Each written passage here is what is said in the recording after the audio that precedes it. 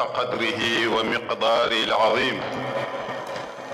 ورضي الله عن أصحاب رسول الله صلى الله عليه وسلم ولا حول ولا قوة إلا بالله العلي العظيم.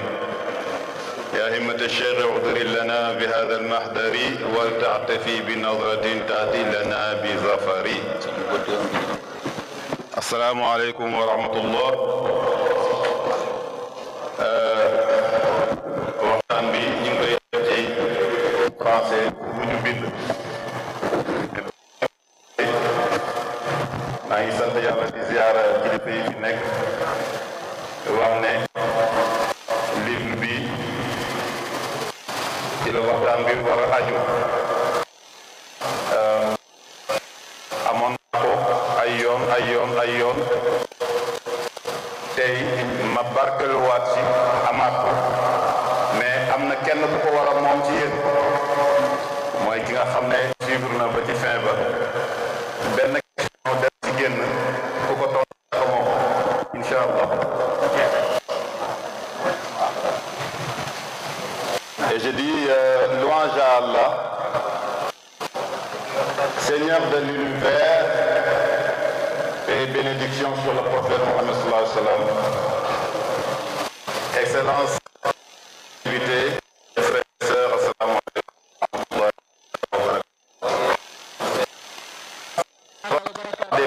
Et des remerciements sincères à l'endroit du Khalif Khadim al-Umma, Cheikh Mahamadou Mahi, Cheikh Niass et tout Mawlana Cheikh al-Islam. ñu ngi koy jox président Ansaruddin bu Mauritanie di Hassan Seydi Hassan. Pour guider et raffermir les peuples musulmans demeure béni sur Dieu. C'est l'entame de mes propos, m'associer au discours si éloquent de mon imam Baké Gadj, de l'hommage si véridique rendu à ces deux vaillants soldats de la Faïda Tijaniya, à savoir El Hadji Ahmed et El Hadji Adama Koundoul, qu'Allah soit satisfait de leur œuvre envers Cheikh Ibrahim Niass et son bien-aimé Cheikh Baye Gadj jusqu'à la fin des temps. Amin. Ma pensée pieuse va aussi à l'endroit de Oustaz Barham Mahmoud Diop, Imam Cheikh Hassan Cissé, qui nous ont beaucoup gratifié de leur savoir lorsque nous étions de jeunes étudiants. À notre père Cheikh Mohamed Al-Amin Baba, notre oncle l'imam Cheikh Ahmed Tidiane Ali Cissé, notre calife Cheikh Ibrahim Baye Gadj du Jolof, nous leur souhaitons une santé de fer et longue vie parmi leurs bien-aimés. Mes sincères ziyaras sont adressés à l'endroit du porte-parole de la Faïda Tijaniya, Cheikh Mahamadou Mahi Cissé, et à notre président national Jamiyatou Ansaruddin, Aliou Cissé Niang. Je tiens également à exprimer ma profonde gratitude aux organisateurs de ce symposium pour leur générosité et pour avoir porté leur choix sur ma modeste personne pour participer à cette réflexion scientifique autour du thème « La mystique du voyage dans l'œuvre de Cheikh Ibrahim Niass, analyse de Naïloul Mafaz ». Certes, je suis conscient de mon incompétence, de mon ignorance devant l'immensité des idées développées par Cheikh Ibrahim Niass dans ses écrits. Nous sommes ici aujourd'hui pour revisiter une œuvre d'une importance capitale, Naïloul Mafaz bil Aoudi ila al-Hijaz. Mesdames et messieurs les invités, ce travail que vous avez entre vos mains est l'aboutissement de beaucoup d'efforts d'un groupe d'étudiantes et d'étudiants sénégalais se trouvant en France, membres de la CTBN ASG, qui m'avaient sollicité durant le mois béni du Ramadan 2025, après la sortie de cet ouvrage, afin de leur faire une lecture suivie d'un essai commentaire en Wolof en mode webinaire, en se basant sur l'excellente traduction en français réalisée par le comité Histoire générale de la Faïda Tijaniya basé en France. Il s'agit de Ibrahim Abdullah Dubois, Mohamedou Gassama ici présent, Moussa Mbach et Mohamedou Yal ici présent, sous la supervision et l'assistance de Cheikh Ahmed Boukar Omarnian. À tous ces pionniers, femmes et hommes, je leur rends un grand hommage et leur dédie cet essai. Je salue et je remercie aussi un grand professeur qui m'a accompagné depuis une semaine dans ce travail. Il s'agit du professeur Ngan Sambolo qui nous suit actuellement à plus de 6000 km. Il est à Montréal et nous lui tirons vraiment le chapeau et lui disons merci. Vous verrez d'ici la fin sa participation dans notre essai. J'espère et je le souhaite jusqu'à la fin de cette présentation, beaucoup de personnes s'intéresseront à ce livre et essayeront de se le procurer. C'est ainsi que nous nous sommes fixés des objectifs pour mieux cerner le sujet. L'objectif général, participer à l'appropriation des œuvres de Cheikh Ibrahim Niass par les disciples. Décliné en 3 objectifs spécifiques. L'objectif spécifique numéro 1, présenter l'œuvre Nailul Mafaz bil Audi ila al-Hijaz ou la moisson du succès lors du retour de Hijaz. Objectif spécifique numéro 2, détailler la dimension spirituelle du pèlerinage à la Mecque de Cheikh Ibrahim Niass en 1951. Objectif spécifique numéro 3, montrer les éléments de recherche qui nous attendent après cette mission du chef. Ainsi, notre présentation s'articulera autour du plan ci-après, une introduction, montrer aussi le contexte géopolitique et colonial des années 50, mais aussi parler des grandes parties du livre poème, et enfin, le 4e point, le mysticisme du Cheikh Ibrahim Niass à travers sa poésie de voyage, pour terminer par une conclusion. En introduction, nous disons, mesdames et messieurs, le voyage, comme vous le savez, désigne un déplacement d'un lieu A vers un lieu B, d'une localité à une autre. Selon Wikipédia, le voyage est le déplacement de personnes entre des lieux géographiques éloignés. Pour le soufi, l'homme de Dieu, voyager peut symboliser un mouvement spirituel, un va-et-vient entre différentes stations divines. Les foules et les populations rencontrées sur Terre représentent les multiples inspirations et lumières célestes qu'ils traversent entre les stations al-Anwar. L'adage dit, voyager, c'est s'instruire. Mais ramené à la perspective de Cheikh Ibrahim Niass, cela signifie aussi voyager, c'est instruire l'autre pour Cheikh Ibrahim. Voyager, c'est diffuser la connaissance d'Allah. Voyager, c'est élever l'être d'une station inférieure à la station du miséricordieux. Le Coran nous renseigne que beaucoup de prophètes et hommes de Dieu ont voyagé dans l'histoire sur ordre divin. Et Cheikh Ibrahim Niass fait partie de ces héritiers du prophète Mohammed sallallahu alayhi wa sallam qui a beaucoup voyagé et a propagé l'islam avec une organisation et méthode sans commune mesure. Mesdames et messieurs, la poésie du chef relève d'un genre où le déplacement est à la fois prétexte et source d'inspiration. Il y décrit les événements, les personnages et les foules rencontrées, les lieux des rencontres, les sensations éprouvées, mais aussi les révélations et les provisions divines. L'an 1937 marque le premier pèlerinage de Cheikh Ibrahim Niass, comme vous le savez. 14 années plus tard, soit 1951, le Cheikh reçut l'ordre divin d'accomplir un second pèlerinage qu'il intitula Nailul Mafaz bil Audi ila al-Hijaz, la moisson du succès lors du retour au Hijaz. Merci, Cheikh Ahmed Boukar Omar Niang. Ce pèlerinage constitua un point nodal autour duquel gravitèrent plusieurs missions et événements accomplis par le Cheikh, favorisant l'expansion de l'islam via la tariqa tijaniya. Dans cette introduction, nous citons 2 vers qui résument le motif de son déplacement au pèlerinage et sa dimension exceptionnelle. C'est le vers numéro 4 et le vers numéro 5. En français, il dit « J'ai décidé de me rendre à nouveau à la Kaaba pour me défaire de la profonde peine qui m'accablait. Mon intention est de vivifier la maison de mon Créateur par la Hajj, représentant ainsi tous les êtres. Anwil imarata li bayti khaliqi bil hajji na'iban anil khalaiqi. Et au niveau du vers numéro 4, dans nos recherches avec mon ami le professeur Ngan Sambolo, on a vu quand même un calcul que le chef peut-être nous a légué pour faire une petite recherche. On a vu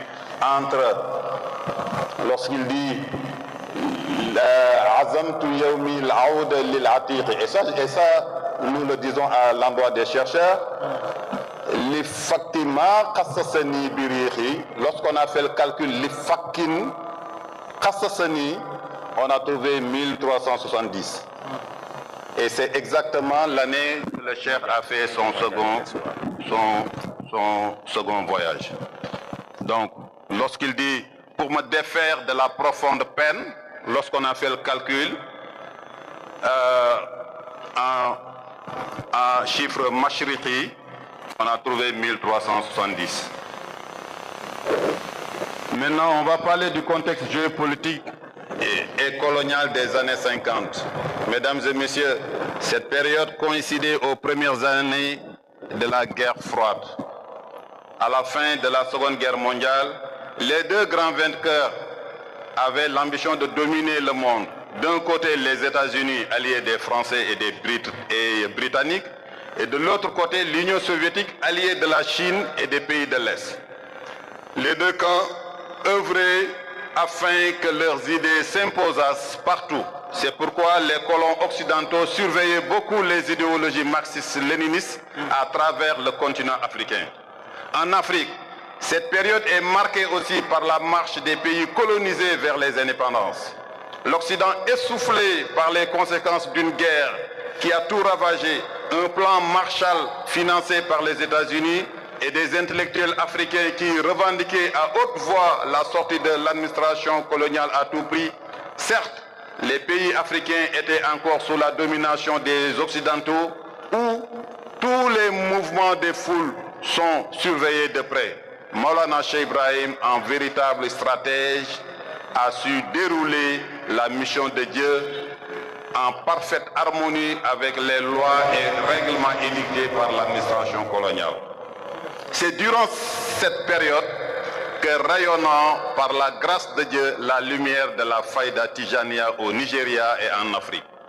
L'arrivée de Cheikh Ibrahim en cette date au Nigeria avait été prédite, comme vous le savez, dans l'histoire, par le Cheikh Ousmane Danfodio depuis plusieurs années. Lorsqu'il parlait dans son texte Min Sharafin, qui équivaut à 1370 Hégire, 1951 année grégorien. Mesdames et messieurs, nous allons vous parler un peu des différentes parties du livre, qui est vraiment un livre mythique. Et je dis ceci, qu'un homme normal éprouverait beaucoup de difficultés s'il désirait accomplir cette tâche seul. D'après nos recherches, ce livre est composé de 270 vers. Et ce qui est présent ici, c'est 269. Mais en consultant aussi beaucoup de sources, on a vu un autre vers qui est présent dans le texte de Mohammed Ould Cheikh Abdullah et qui vient compléter les 270, qui veut dire le nom de Dieu Karim. Ce livre est écrit en 270 vers dans la métrique de Bahru Tawil. Tawilun lahu dunul buhuri fada'ilu fu'ulan mafa'ilan fu'ulan mafa'il. Peut être subdivisé en trois grandes parties. Il y a le voyage aller, où le Cheikh Ibrahim a rencontré ses disciples du vers numéro 1 au vers numéro 110. Et là, nous allons résumer. Depuis le Sénégal, son pays d'origine, le Cheikh a visité 7 pays avant d'arriver au royaume d'Arabie Saoudite. Kaolack, Dakar, Yoff, Bates, Banjul, Sierra Leone, Takoradi, Accra, Lagos, Kano, Tripoli, Rome, Le Caire, Jeddah et la Mecque. Et ça peut nous renvoyer au Bayt que le Cheikh disait Taqazaful ajwa wa sharqan wa maghriban yubinul huda fi'lan wa qalan wa hala. Chaque étape du voyage était un événement inédit, une affluence extraordinaire des populations et une adhésion à la religion d'Allah et à la tariqa tijaniya. Il me plairait de mettre en exergue l'étape de Kano dans ce voyage. Méditons un peu à la lecture pathétique des vers 48 jusqu'au vers 53. Lorsque le Cheikh disait Ina alawtu kanu min du'ai burika fi kanu madal ana'i fahum aibati wa hum ansari baqaw madad dahri bi faydi jari hina nazaltu samma qaddahani ma lam yakun wallahi fi husbani wa qad tayyaqantu bi anna Allah yujri al-umura kayfa ma yaraha surtout أقول أين ذا الشيخ الذي تعنو له رقاب كل جهبذي وأين برهام وما برهام حتى فنوا في حبه وهاموا والله لولا أنني فنيت في شيخ أحمد عياء مت. Et ça, c'est en 1951. Lors de ce séjour, le Cheikh reçut en visite beaucoup de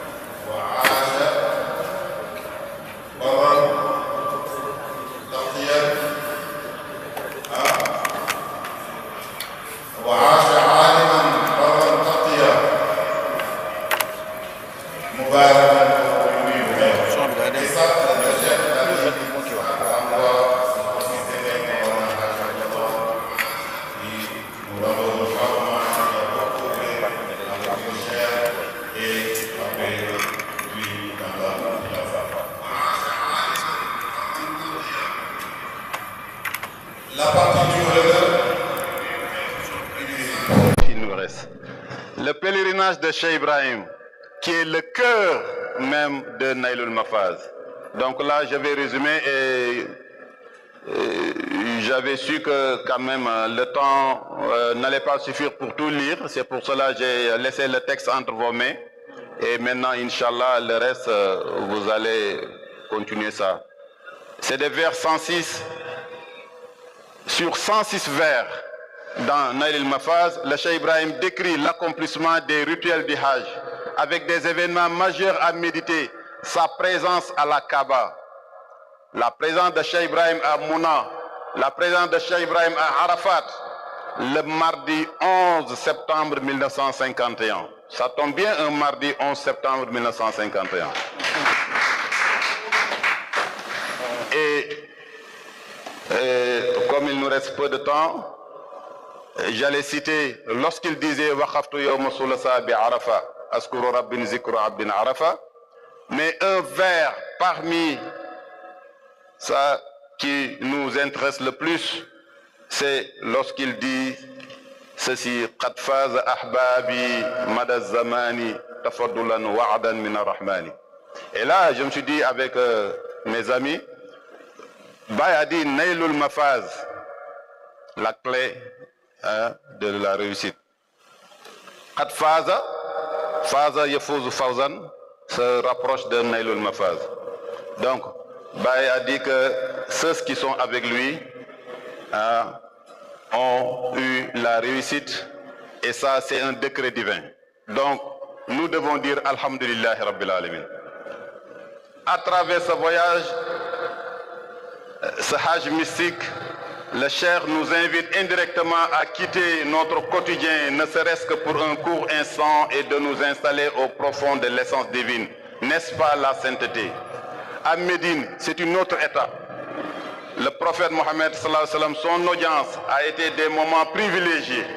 Il en retrace quelque chose dans son poème. Et le voyage du retour.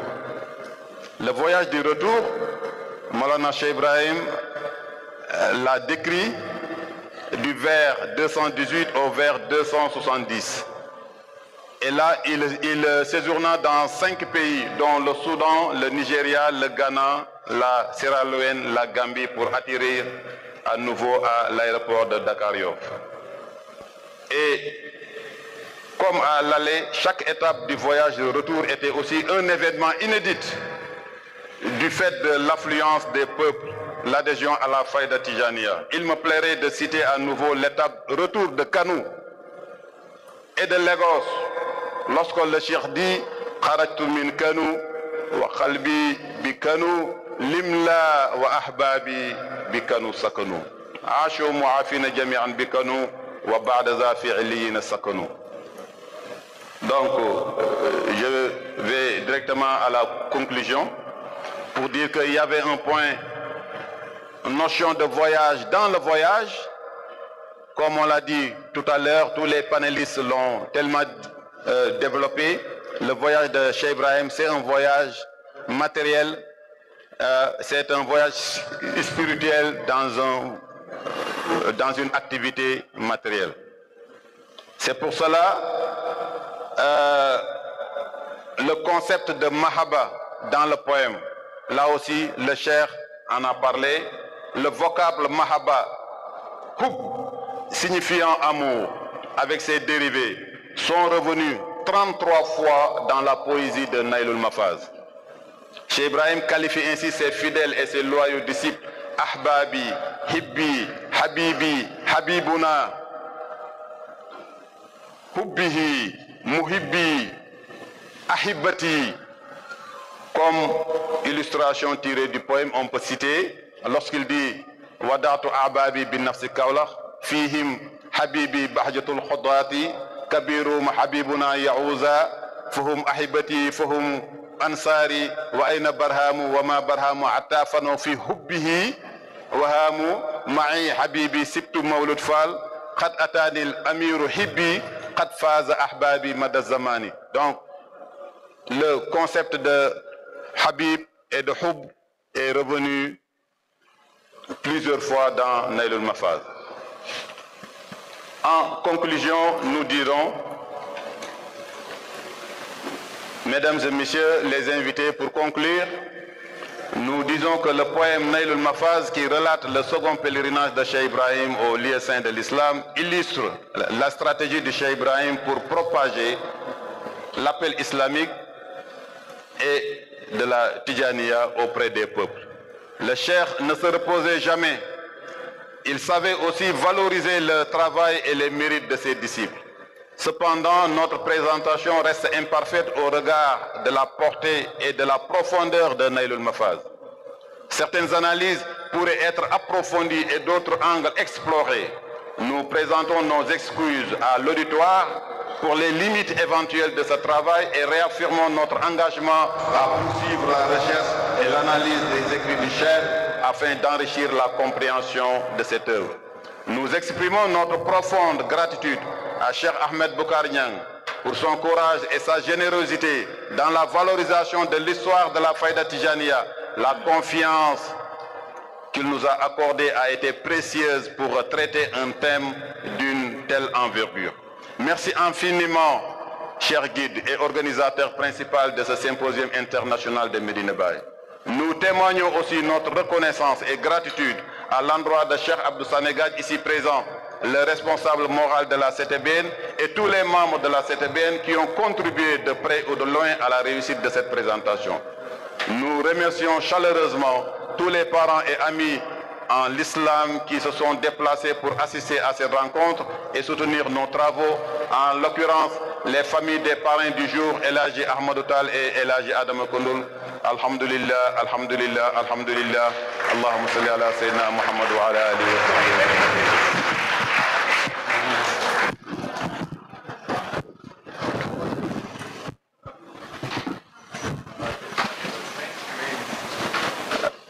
La question, c'est le professeur Ahmed Bokar qui allait donner ça.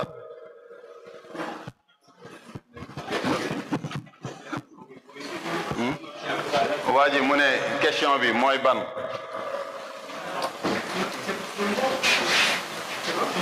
Oui, c'est pour tout le monde. Mais qu'après, Inch'Allah.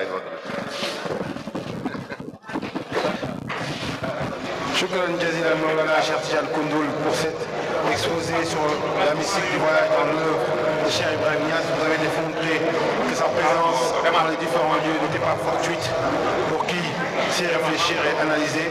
Nous allons ensuite explorer un thème très intéressant qui est l'intelligence artificielle et ses finalités spirituelles par le docteur Mbaye Diouf, qui est un savant, un intellectuel de renom, un docteur en biologie, écrivain et chercheur engagé. Docteur Mbaye Diouf, la parole est à vous, vous avez 15 minutes.